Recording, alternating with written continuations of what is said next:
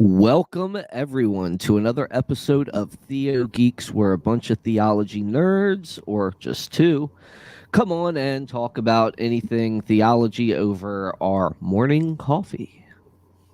I'm David Russell, and I'm here with my co-host Dale Glover. What's up, Dale? Hey David, I'm good. I'm good. I don't drink coffee though, so I'm here Do with my you, chocolate. do you have tea? No, Do I you don't like your drink it. tea?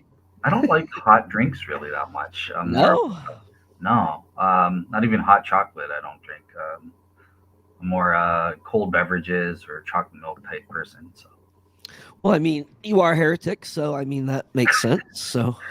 no, you're the heretic. If you don't like chocolate milk, my friend, you're the heretic. So I'm not a big milk drinker, man. I'm not. They say once you grow up, you go from milk to meat. That's what Paul says. So that's just kind of what I do.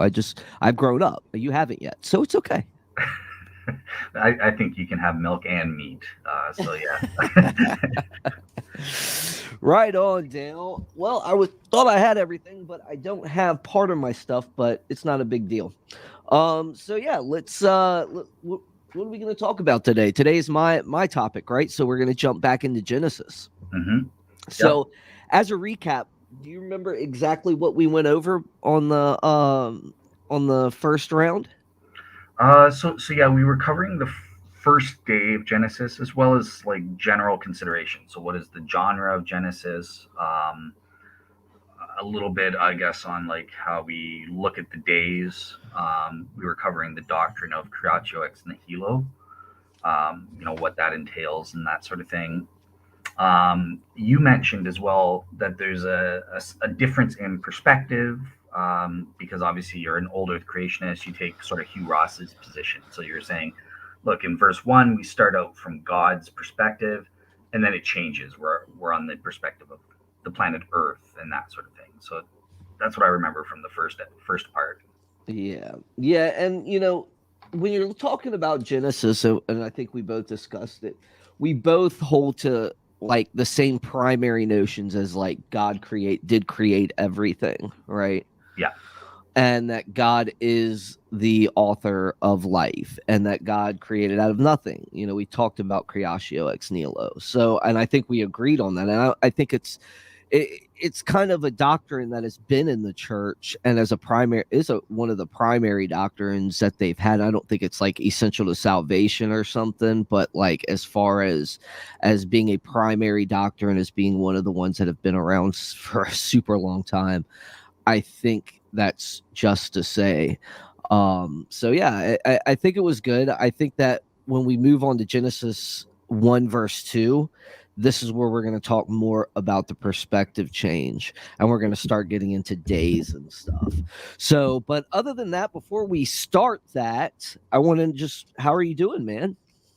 Yeah, I'm doing pretty good actually. In terms of my podcast, I just had a show that's been pretty successful with Dr. Gary Habermas and Hugh Ferry, and someone who's been on your show a couple times. Daniel Lowry was on there as sort of my guest co-host, and yeah, that was a great show. A lot of people are really enjoying it, and Gary even got one of his articles about the crucifixion being published in an Italian journal now because of that show. So yeah, that was a good time there, and I'm looking forward to having Dr. Shabir Ali. November 9th, I think, is when we're still set up to record on the numerical patterns in the Quran. Obviously, I've told you, Russell, if you're free, you're welcome to be my co-host for that one if you'd like. Yeah. Yeah, I appreciate it, man. That's good, man. Yeah, man. I mean, my work schedule's been really crazy. And with some family issues, I just ask everybody to pray for my grandmother that went into the hospital for COVID. So that's been kind of crazy. It seems like when it rains, it pours recently. This year's been real rough on the family. So we've been just skating along. The show's going fantastic. Again, I got Travis is setting up interviews and doing stuff, and we've got more debates, and we got TheoGeeks. I mean, it's doing pretty good, and I like to network. I like to network. I like getting other podcasters to come in, to join, to uh talk theology, to do anything. I mean, it's a great thing to get a collaboration of Christians that are all fighting the same battle as you and coming together and talking about important things, like the important questions, and how we can like better advance the gospel. So Yeah, yeah, no, yeah.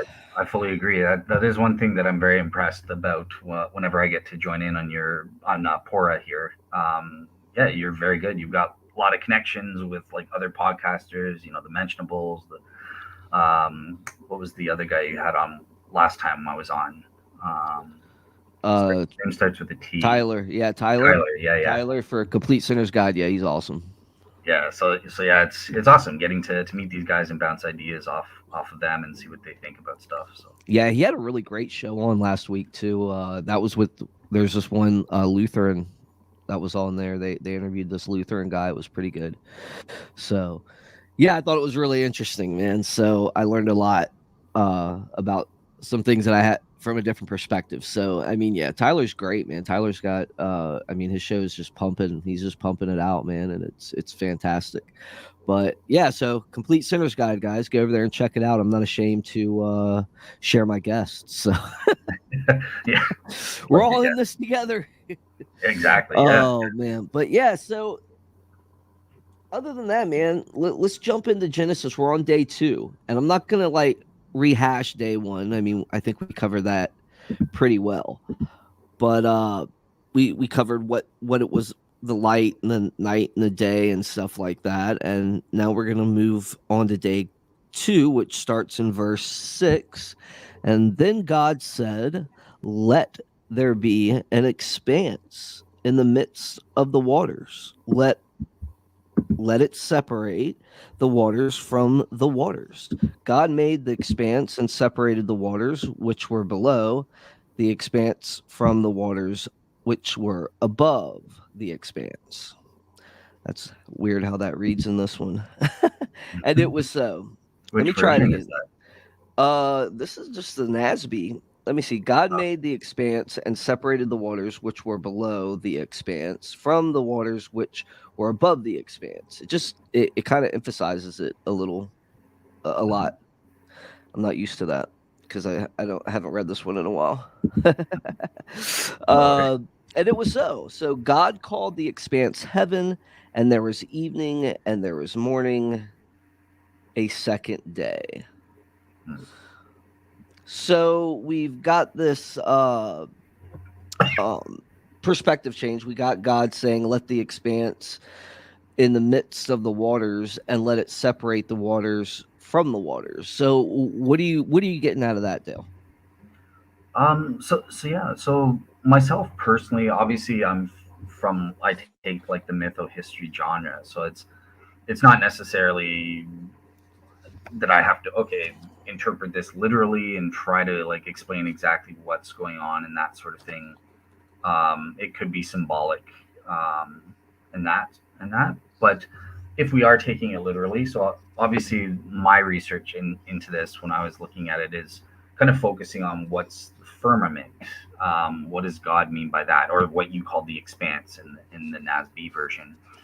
Um, and a lot of Christians, including some listeners of my show, kind of think, okay, well, this is referring to a canopy.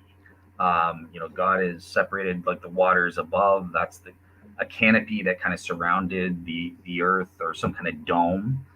And then obviously there's the waters on the earth, the surface of the earth, and that. So yeah, I've got some things. I don't believe in the canopy theory. I think that that's unbiblical. So Well, yeah, Dale, why don't you just give a brief layout of the canopy theory? gotcha. So the canopy theory is basically they think that there is kind of like a dome of water or ice or something like that that kind of covered um, the atmosphere of the earth, and that was lost during the flood when God opened the floodgates. We lost the canopy. That's why it's not up there today. Um, at least for most Christians. Some people think there still is that dome, but The reason I would be against this is, in the first place, there are certain scientific issues, even young Earth creationists that used to advance it, like Answers in Genesis, even they kind of dismiss or don't go for the canopy theory or the dome theory anymore. Um, and there's, as I said, there's scientific reasons related to that. But I'm more interested in the, this is a TheoGeeks, so in terms of the biblical reasons. Um, so in order to make this canopy theory work, you have to kind of say that, well, there's a distinction between the expanse where the birds fly and an expanse where the sun, moon, and stars are placed. But this isn't necessarily a distinction that's explicit from the text itself. And it does say that the birds are flying across this firmament or this expanse of the heavens and that sort of thing. So it does seem to be that when it talks about expanse, it's just talking about, look, from this planet, from the surface of the earth, you're looking up. That includes the sky and space and all of that. This seems to be what they're referring to, and this is backed up by ancient Near Eastern studies as to what the Babylonians thought. I mean, a lot of skeptics kind of use this and say, well, in the ancient Near East, it was their culture. They all had this cosmological model where there's this dome over the heavens. But that's not true, actually. Even the Babylonians um, didn't really know this. So in the first place, they knew that there couldn't be just an immovable dome resting on top of the earth, because they clearly saw that the stars were moving across the sky. So if you try to explain this away by saying, well, maybe there was a revolving dome, and this is what um, young earthers might try to say, or something like that, or flat earthers, for example, today still believe in this. But unfortunately, with that, the Babylonians had this notion of what they called bibu, which was it described the motion of the planets as wild sheep. So they're wandering, and this would be in contradiction to, the stars are inside this dome and they're just rotating and that sort of thing. So it's not true that even the ancient Near Eastern had this kind of model that a lot of young earthers or flat earthers take today, where there's this dome and all the stars and planets and stuff like that are inside this dome, and the dome is revolving and that sort of thing. So I don't know if that made sense, but that was sort of my take on why Yeah. the canopy worked biblical, and it was just obvious it wasn't part of the culture of the day. Gotcha, gotcha. Yeah, well, even if it was, you get this kind of notion that it's kind of like, there's this cosmic egg kind of thing, and you get this notion from what that theory suggests, and it kind of does sound like the idea of, some of these ancient Near Eastern religions, which you crack open that egg and that's how everything kind of forms or whatever. Or they cut open a dragon, and from his bowels and blood, humanity springs up and everything is made, right? So Mm-hmm. it's just pretty wild. That's also where I would also caution the people that take the functioning view.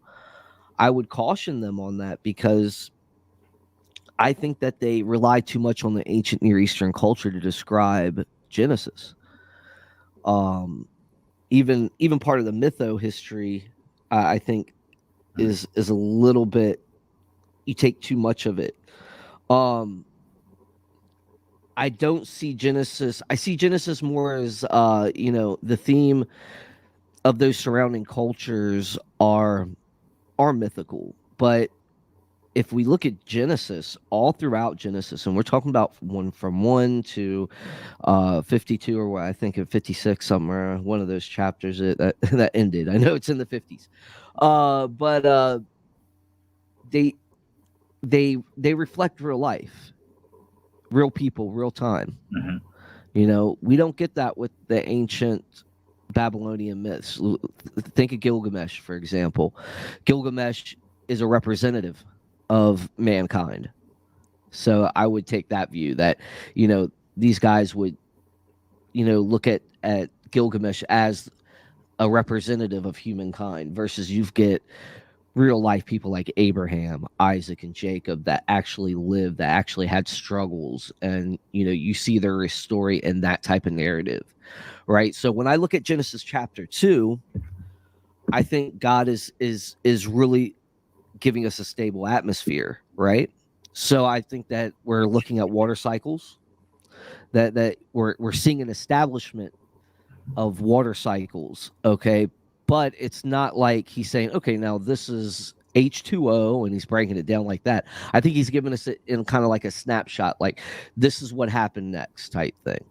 So that's kind of the view I would take as an old Earth creationist, that we get a water cycle and a stable atmosphere. And Hugh Ross does a great job on this, where he goes and he describes to you uh, how Genesis gets the stabilization of the atmosphere, right, when he's talking when he goes from Genesis to Job, and he talks about how God is giving a creation account in Job, and he actually gets right each stage of the water cycle.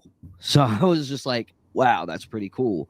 So you can see those type of images, and it's to me it's not that bad, because or it's not that far out, because I could see God giving truth to Job or to whoever in a real, like, I don't want to say dumbed down approach, but in a way they would understand, like making it like relating it to common things. Like, he didn't give us a scientific breakdown. So that's why I've always said that, Genesis isn't a scientific textbook, right? Yeah. It's just a historical narrative that gives us these imprints of what God said to them at that time in a way that they would understand it. Now, I don't think that you can rely on the idea of, well, the Babylonians had this and the other people in the ancient Near East, so they borrowed from that. I think we just get too much of this idea of borrowing, and I think it goes a little too far. But I see a stabilization of the atmosphere. I see a water cycle, especially when you look throughout other parts of Scripture.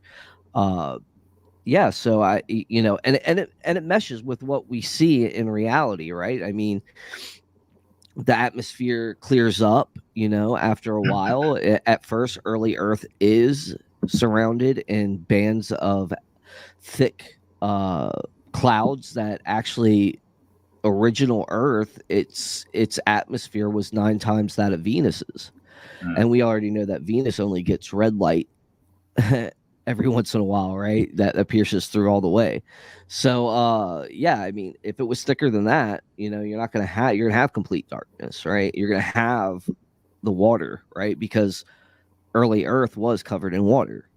I mean, that's been postulated and uh known for a long time now. So we know that the great oxygenation events, which would happen on day 2, and the clearing of the atmosphere and stuff like that, and a water cycle would help this oxygenation event, which would end up doing what?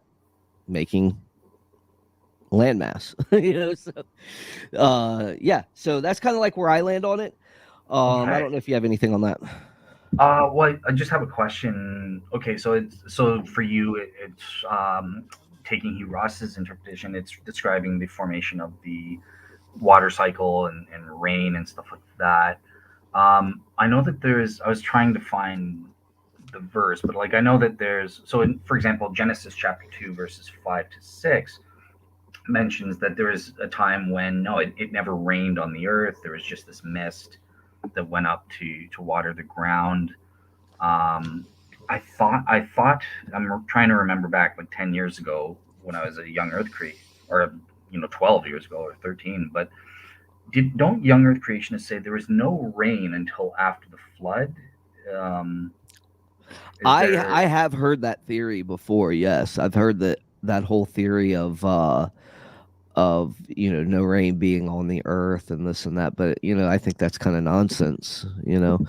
um I don't know where they I don't know where they, just because it may have had a drought during Noah's time or whatever, or maybe it Mhm. didn't rain around that region at the time of the flood. I don't think that is actually true for the whole world at all. So I would hold more to also a encompassing flood that probably surrounded entirety of mankind and the world of humanity at the time. So I'm not going to say that the flood was actually worldwide. I'm not going to say that it wasn't because I don't know for sure.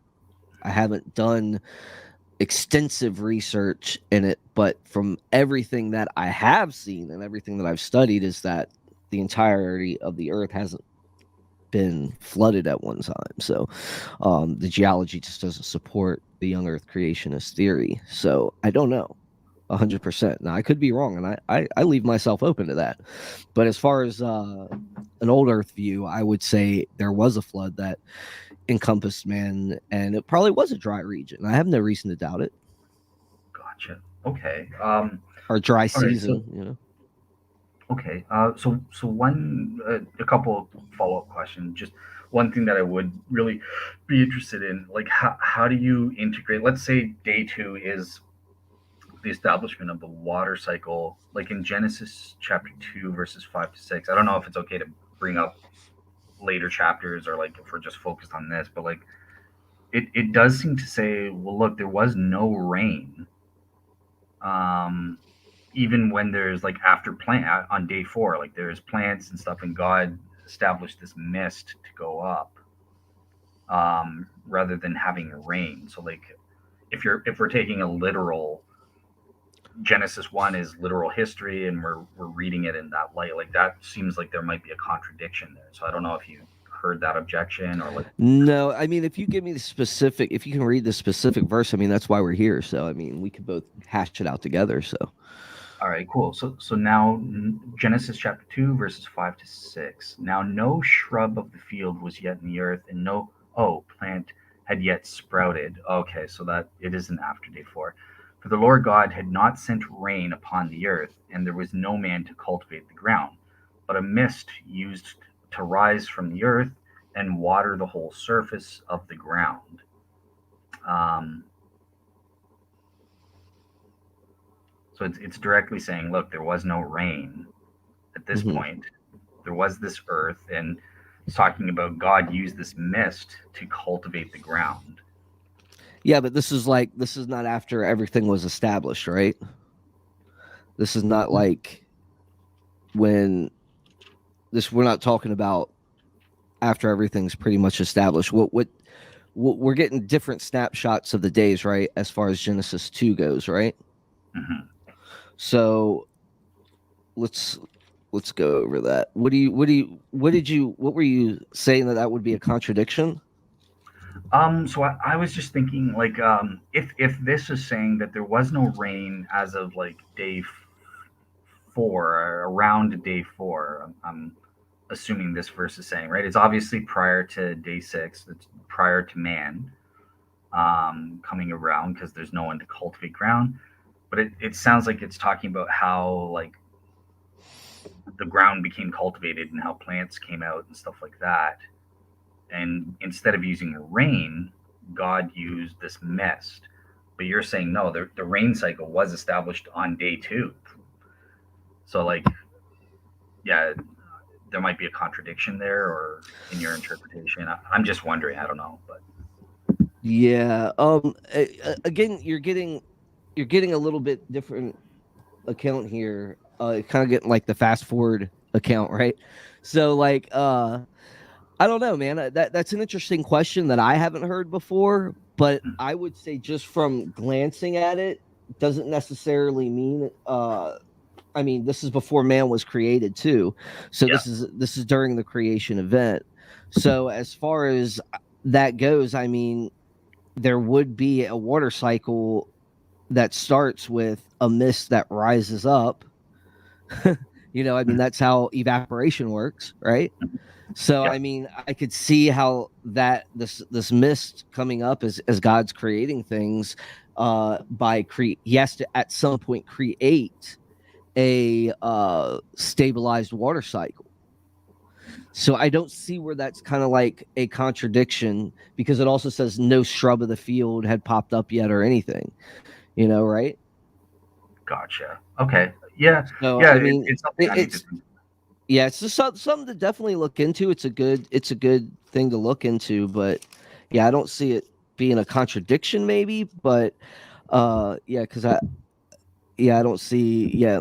It says no shrub of the field was yet in the earth, and no plant of the field had yet sprouted, for the Lord God had not sent rain upon the earth, and there was no man to cultivate the ground.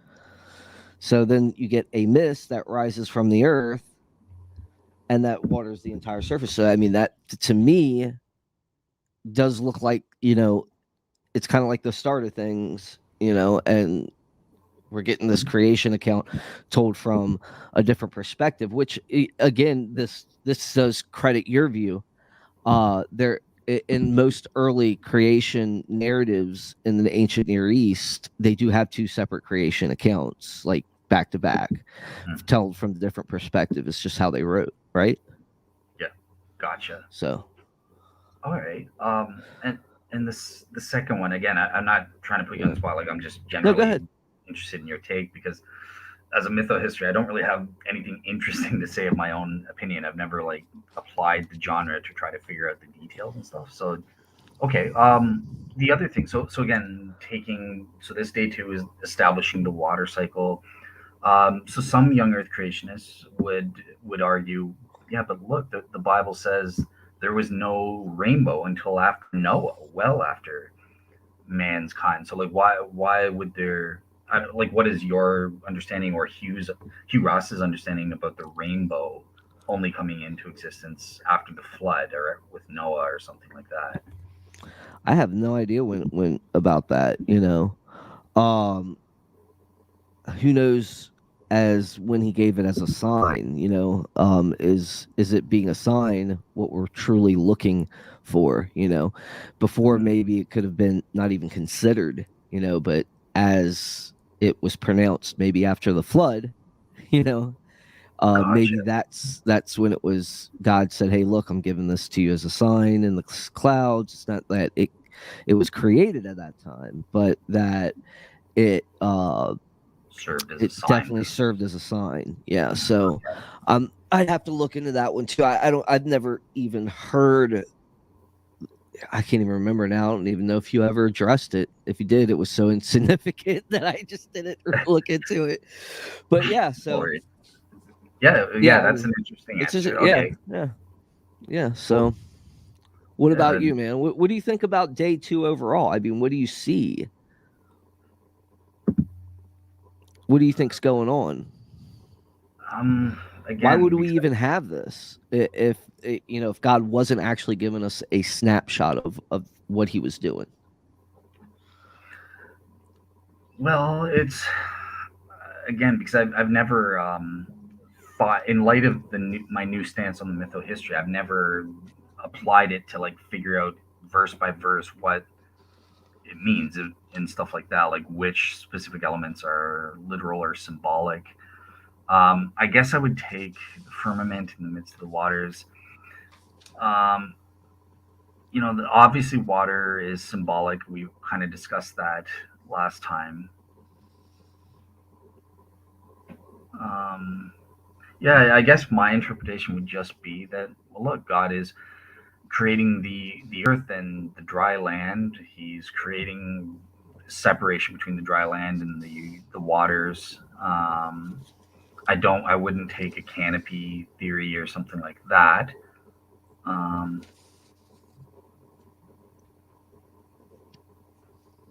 yeah, there's not really that much here. He's just creating separations between the sky and the heavens and the earth, um, and dividing the waters from the waters upon the surface of the earth as well.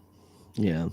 And I think the snapshot view is pretty good about that, because the atmosphere has to stabilize and stuff like that at some point. So I mean, but before anything else can get started, we have to have a stable atmosphere, right? We have to have a water cycle and oxygenation, right? So Mm, I would say that kind of flows with that snapshot view, right? So I see that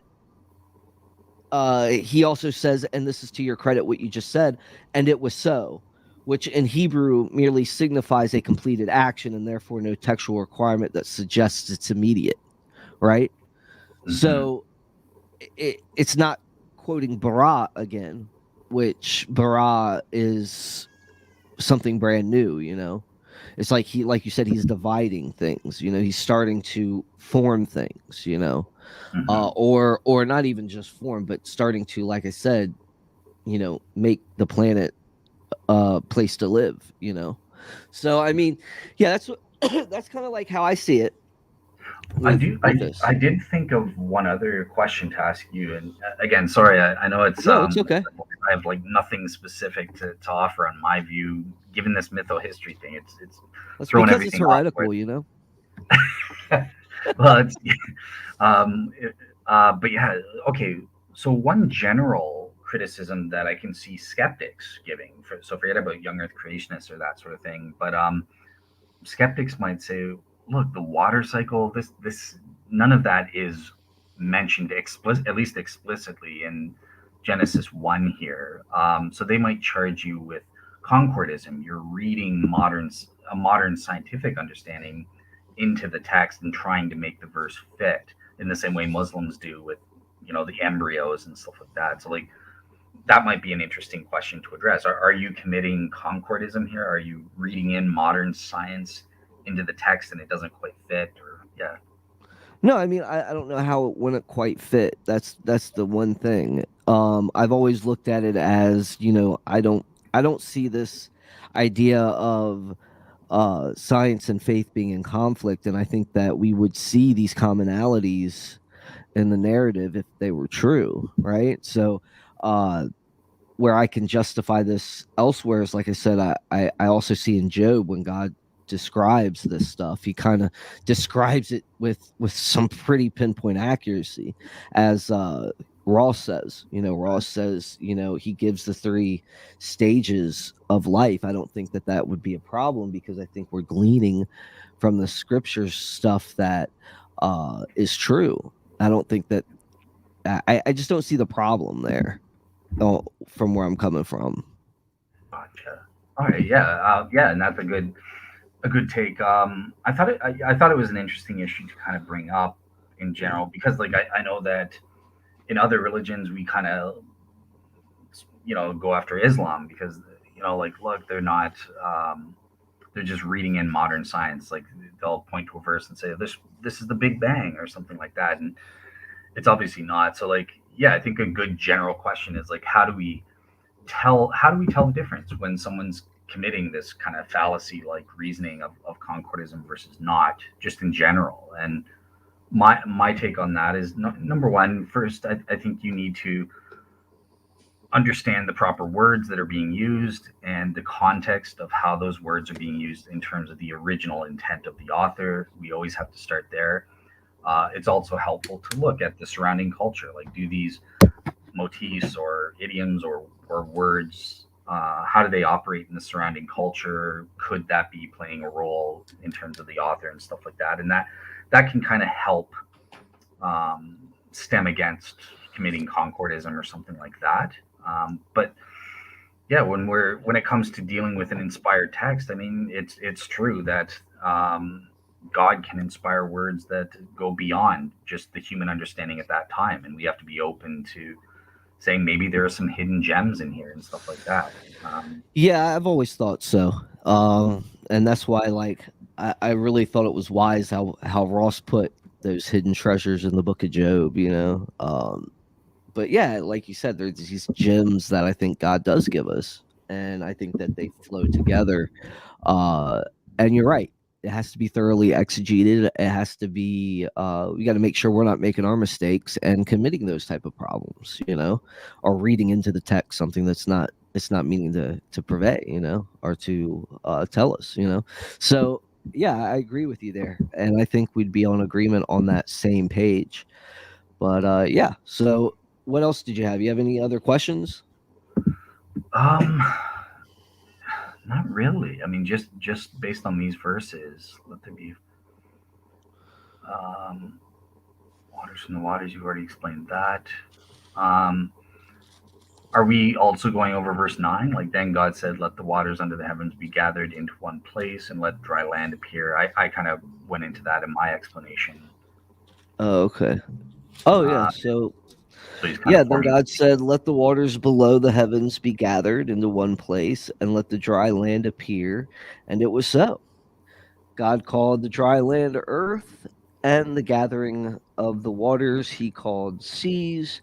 And God saw that it was good. Then God said, let the earth sprout vegetation, plants yielding seed, and fruit trees on the earth bearing fruit after their kind with seed in them. And it was so.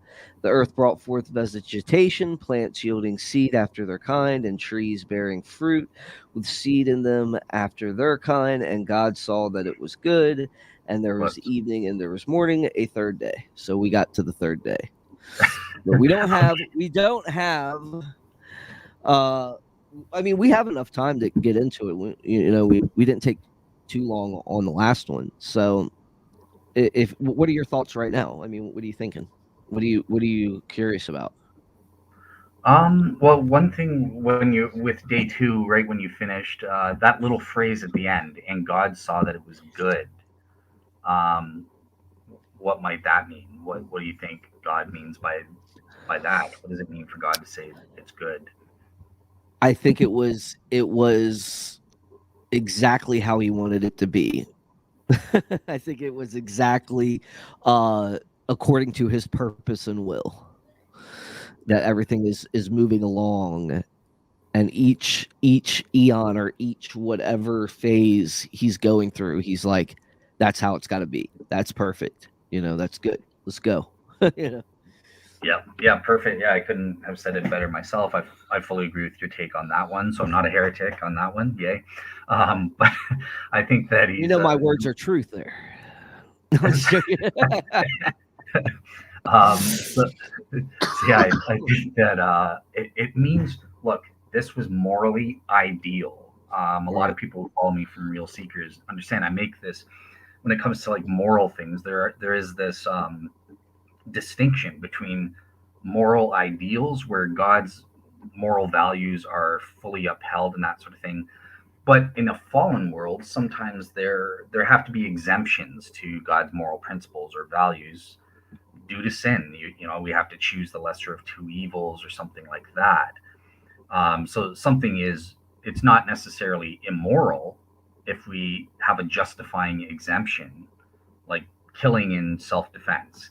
Killing is never morally ideal. God would never say that's good, or that was good, even though he wouldn't say, well, you're not immoral for killing in that circumstance. You had to out of self-defense or something like that. So when I read and God saw it was good, this is God affirming this state of affairs is morally ideal. It's perfection as to what I had in mind, and stuff like that. There's no compromise or corruption at all involved.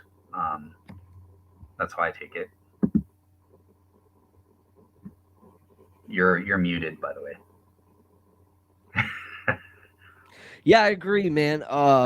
You said it a lot more elegantly than I did, but yeah, man. So I had to um provide something of substance. so we get to this narrative now on day three. We get these idea of plants. What do you? We get vegetation now. So we're going from now, I guess, uh, an oxygenation event. Obviously, is what I would say. And from there, water covered the earth for so long, and then plate tectonics and other geological processes start, and now we get this dry land and vegetation and all that stuff. So I think it's pretty interesting. Yeah. So Well, one thing that springs around. So day three is when plants started coming in. So that mm. might help with my question to you about the contradiction, perhaps. Um, yields fruit according to its kind. so let me Yeah, just yeah. get let me just lay out what the old earth creationist believes here. The old earth creationists contend that God caused dry land to emerge from the water covered earth over eons of time through plate tectonics and other geological processes, right? So then once the conditions were right, God caused plants to sprout, grow, and develop after their kinds. According to their view, different generations of plants appeared over time according to God's timetable, each perfectly matched to the environment and the increasing sunlight as the atmosphere continued to gradually clear. Hmm. Yeah. So that's kind That's of what the cool. old earth believes in a nutshell. Gotcha. So it's a very interesting reading and interpretation. Again, I don't buy it. It really does sound to me like concordism when you say that. But again, I'm not trying to be dogmatic and that sort of thing. But yeah, to me, this verse just is talking about, yeah, or the origin of grass and plants and fruits and stuff like that. Um, Again, given mytho history, I don't have to be dogmatic and say, oh yes, this is exactly how it happened or something like that. This could be symbolic writing. Yeah, I definitely don't think that the. I think it's very improbable that the author of Genesis had in mind like the oxygenation process in I the don't think early he days. did. I'm not saying that he did. Okay, but God, What I'm saying is that like what I gather from the book of nature on this view fits with what the scriptures are actually telling me in a snapshot, right? gotcha. So what I'm saying is that God's given somebody a process that actually fits with what we find in the book of nature. So Gotcha. as we study geology and as we study plate tectonics and stuff, we learn how this oxygenation event was vital to life on this planet, right? And how the clearing of the atmosphere and all that stuff and how it worked together in this seemingly perfect way. We have one book that says that we can look at and say, "Hey, look, it gets it right." Right? It's not like telling us this from a scientific perspective. It's just telling this from a historical narrative. Like, okay, this is what God said He did, uh, and it's not giving us like the science of it. It's just saying, the ground brings forth light vegetation after its kind. And well, what do we happen as soon as this oxygen? What do we see in nature?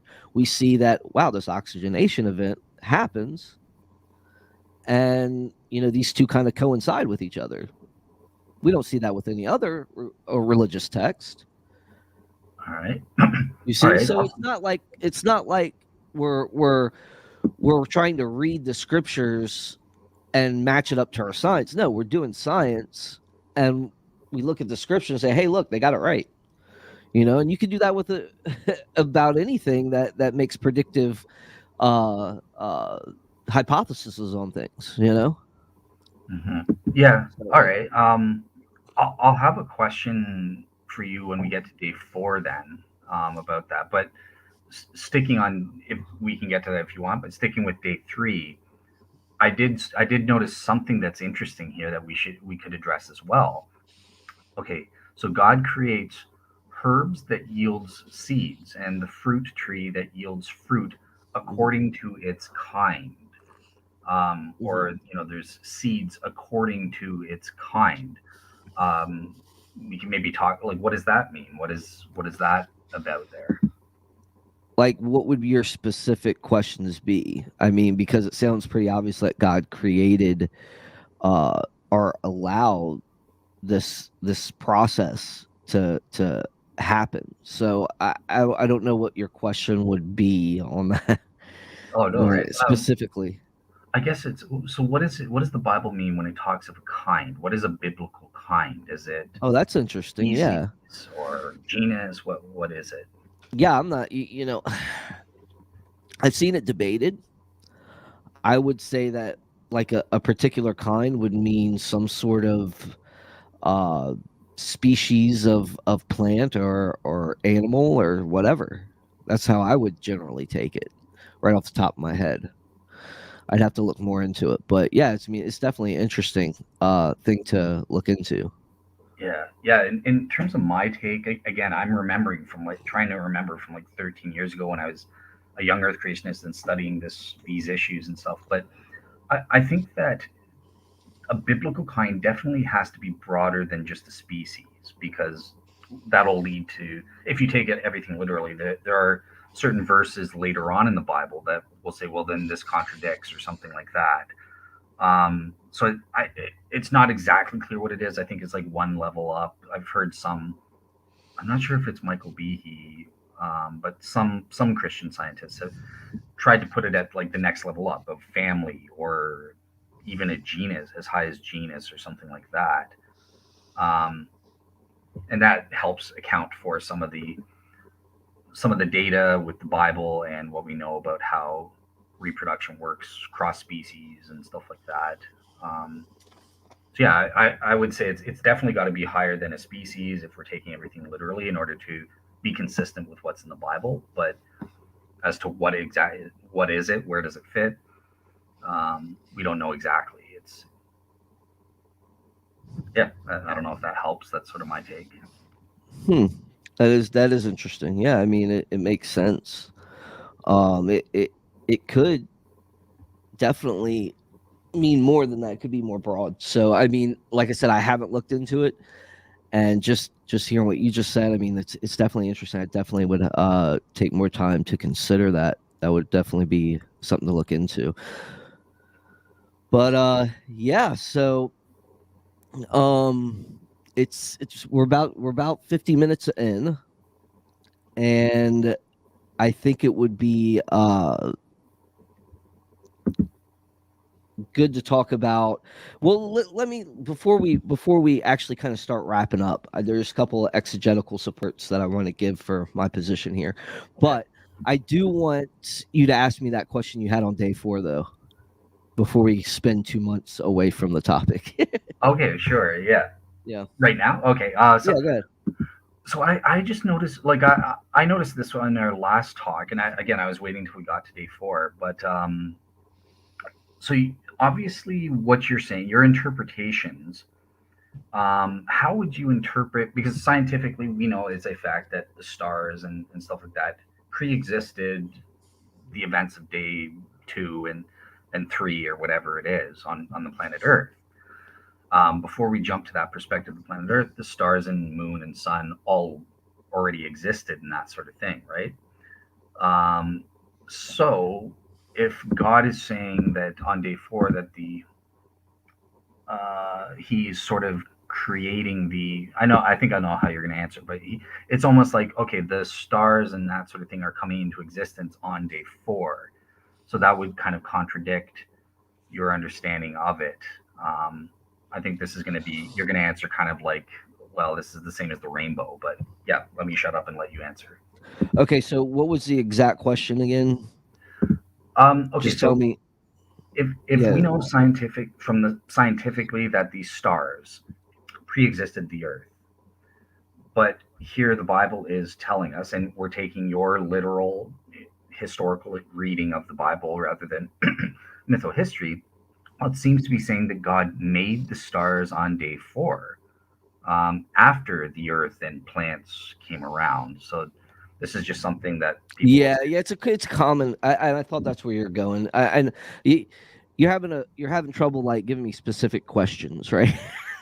You're kind of like trying to sum it up, but that's the nature of this discussion, and I love it. But okay, so bara's not used here, right? Right? I mean, bara's, it's not saying there's something completely new. You got to look at this day 4. You have to look at what it's for. It's assigning function, right? It's assigning what the planets are, not the planets, but the stars and the moon and the sun, what it's regulating. And you can see that, right? You can see that in uh um um the day, right? So first, the text says God made, right? God used asha, Mm, the lights, that not that he created, bara, right? So mm, asa expresses the idea of producing something from pre-existing material, not the idea of bringing something into existence that didn't exist before. right? So the verb asad is not specifically or does not specify when God created the heavenly bodies, only that he completed the action, right? So the Hebrew also says let there Yeah. be does not imply the creation of the heavenly bodies in the sense of their coming into existence. Like let there be is completed with the purpose clause to separate, right? Thus, the narrative focuses on the function of the lights rather than the origin of them. So that's kind of like where I would be looking at this from. Third, Okay. the Hebrew "and it was so" denotes a completed action, so that the sun and the moon had performed the functions God commanded of them, serving as signs for years, seasons, and days. Obviously, now we're getting into the word yom, right? Because yom is used here, and we're looking at a whole different interpretation from a 24-hour period, right? So this could not be accomplished in a 24-hour period. So all of the things that argue against an instantaneous creation of sun, moon, and stars kind of like falls by the wayside there. So does that Gotcha. make sense? So for the sake of the audience, just to recap, I'm the stupid person here. So by made, it's a different word than bara. It's asha, I think you said. Mm-hmm. And the interesting thing here is that word does not. You're saying that that word doesn't say about talk about the origination, because at first you're like, well, it's Mm-hmm. about God taking pre-existing materials and he Yeah, reforms yeah, that. So that yeah. could say, well, the sun is coming into existence just from pre-existing material. But you're Mm, saying no, it's more about the completion of it. yeah, So once God assigns that function, that completes it. But it yeah. is And if you look at it, it's kind of it's there to mark specific functions. And if you look at everything, all life that's regulated to it, you know, that makes sense as the atmosphere clears, and now these plants would have existed before by the light from the sun penetrating the earth, even if it's more like uh, a cloudy day, you don't see the sun, the moon, or the stars, right? So as you see this, um, now you're seeing the sun, moon, and stars as the atmosphere is starting to clear, and now things are becoming regulated versus just the simple osmosis acts, like the simple like life creating uh things, stuff like that. So it's hard for me to explain. I didn't prepare for it, but yeah, yeah. me So neither. but you kind of know where I'm getting at. Like it you have the light that comes through it, and yes, plants can still grow and grass will still grow without being able to see blue sky, you know. But as long as that light and stuff's getting through, I mean, we got osmosis and stuff, right? So life can exist, right? So you could see that these plants and stuff would can start popping up, and as the atmosphere clears, now we're getting even better. You're getting even more. You're getting you're So wait getting a the second. plants regulate. So that's kind of how I see it. So the clearing the atmosphere, because I thought you said last time that happened on and was completed on day one or day two or something, like on day one or something like that. But you're saying it was a process, so it didn't Well, fully clear up well, until you got to day remember, a young Earth view is these things happen over eons of time, right? So what I'm saying is that as the things begin to take shape, as the things the specific days begin to take shape, one. and one day is over, and this and that, you're getting that process is becoming more and more abundant to where we're at today, right? Okay, so the So. things that the processes carry over from day to day is what Well, no, not if it's completed. Not if it's completed. I'd have to go back and do the mm, whole separating, because you have the how the sun is popping out in stages, right? mhm, Um, you have an thick atmosphere at first, right? No light gets through. Then an OPEC atmosphere for a while, right? And okay. then a cleared atmosphere on another day, So I don't know exactly how that works 100% on each and every day. I'd have to do more of a specific study on it. I have before in the past, but um, yeah, what I'm thinking now is just, yeah, you have to see where that clearing is on each day, whether it's translucent, transparent, opaque, or totally covered. So you just have to be able to regulate through that. So as I see it now, that the atmosphere is completely translucent or transparent, Okay. right? So now it's like it is now, on day 4, where it's totally cleared. But the staging of the atmosphere does happen throughout different days. So on day 1, we have a complete darkness, and then God says, "Let there be light." The Mhm. atmosphere becomes opaque, right? Yeah. Right. Day 2, we're getting the water cycle. It could be what uh, a little bit more clear, like translucent, right?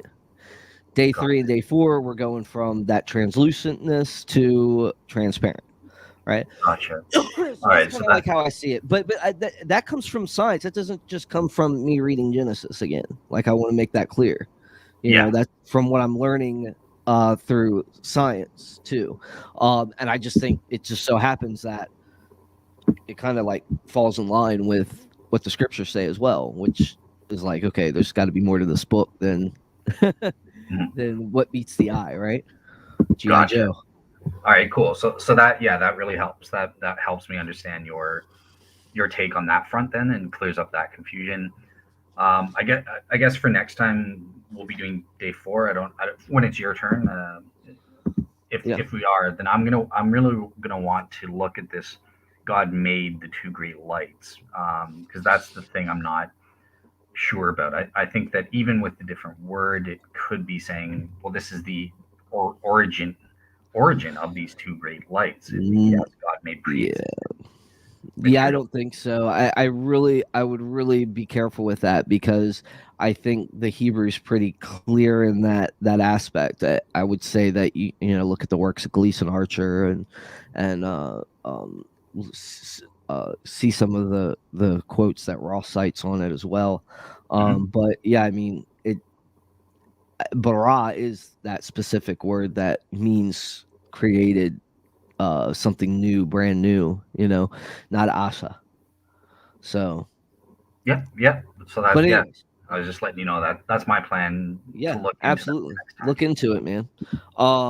But yeah, so I just want to give like a quick exegetical support. And it's going to kind of rehash some of the stuff we've been discussing for day 4. But it says we don't see the plants come as fully mature. There is no bara, right? So the Hebrew language employed indicates the land is the causal agent, as it brought forth again is a completed action, right? So which means there was germination and growth, right? The text does not say that God supernaturally created mature plants. And this is for people that had questions about that. Hmm. The command is in the, I want to say, hyphil verb form, indicating the land was to be the agent causing the sprouting, right? So the Hebrew brought forth yatsa is a completed action, i.e., the imperfect verb with a waw prefix. I always say "wah." I don't. Hmm. Yeah, uh, I remember. this indicates that plants germinated from seeds and grew into mature plants, a process requiring months or years. Some young Earth creationists claim that God caused plants to grow supernaturally fast so that they sprouted and bore fruit in 24 hours. However, that would require that we interpret the words differently than their usual Hebrew meanings, and there's no textual evidence to support that assertion. Plus, Genesis 2 8 and 9 also speak of plant growth. It states, "And the Lord God planted a garden, and out of the garden the Lord uh, caused to grow tismach, every tree." Uh, Tismach means to sprout or grow. Natural processes that require more than 24 hours to produce a mature tree, obviously. Although God calls the plants to appear on the earth and uh, govern the growth process, i.e., germination, sprouting, seed production, and fruit bearing. Compressing the events on the third day into a 24-hour period distorts the Hebrew word meanings of both Genesis 1:11 and 12 and 2:8 and 9. Okay. Yeah. Okay. Yeah. Sounds good. I understand. You're saying it's a process. They don't just God just doesn't snap his Yeah. fingers and they're come about fully grown and that sort of thing. Yeah. So I just wanted to give that little snippet from what I had written down over here. So Cool. Yeah. before we head on, because we're just hitting over an hour. Awesome. Yeah. I just And noticed the public comments. They're getting a lot of them. yeah, we're getting some. Yeah. Spartan Theology is Ethan. Uh, how you doing, Ethan? We love you. Yes, Genesis 2 is a separate creation story. All right. Say hi to our friend from India, Yeshua Apologetics. Glad to have you here, buddy. He's excited to that we're going to have a talk today on Jesus versus Krishna. Stay tuned for that at 3 o'clock. It will be on PRA, not on TheoGeeks. TheoGeeks is just a fun-loving Christian conversation that's about theology and just geeking out on the Bible because we love the Bible. And yes, we're not perfect, so we're going to have varying views on certain things, but the whole point of this podcast is to have fun and to hash out some of those issues. And of course, Dale's always wrong and I'm right because I got an A in systematic logic and he did not. But yeah. Yeah. After I gave you all the answers to submit. Yes, Dale was instrumental in my theology class there. Yeah. No. It I was was. so I was. funny. It I was was. so funny because I actually made sent an attachment with my assignment that said I do not understand like your directions here. Hmm. Yeah. Um yeah, so I don't I did it the best way I could and Well, and it worked. So it worked. Yeah. Well, the thing was, yeah, you overthink things. Like you understood it. Like you didn't need me at all. Like you knew what you were doing. But I think you just needed the confirmation that like, yeah, you're on the right track. Maybe his mhm, instructions are a little bit confusing, but yeah. like you said, you got that A. So Yeah, man. I mean, it paid off in the end, but still it's like, dude, how can people make things a little more simpler, let's maybe that should be my mission in life, how to simplify, but I don't even think I can do it sometimes because if I try to simplify it somebody else might think it's too hard. yeah, So it's yeah. always a shot in the dark when it comes to school and stuff like that. But yeah, Dale, I had a great time, man. Any final words on Genesis you want to talk about before we wrap it up? No, no. I think it was a good discussion. As David said, it's very informal. I literally have no notes or no notion as to exactly what we're going to be going over, so I have to kind of speak off the cuff and that. So it's a good thing to kind of refresh my memory. When I was studying this hardcore like 13 years ago, what were some of the issues I remember coming up and bouncing those ideas and learning from David's take. He's obviously much more researched on it recently. So yeah, it's good refreshing my memory as to like what were the controversial areas and how do we interpret this text.